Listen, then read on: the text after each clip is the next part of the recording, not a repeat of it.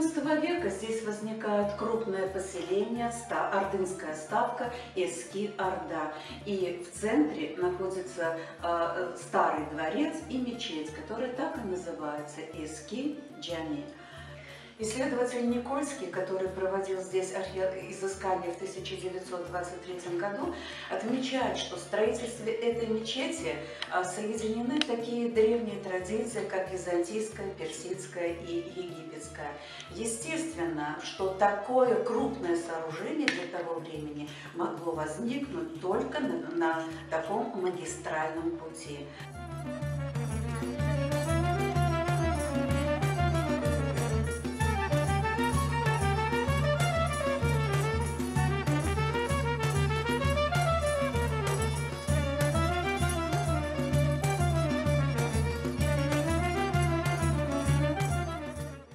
По описаниям турецкого путешественника Евлия Чelebi, их было около 2000, двух- и даже трехэтажных каменных домов.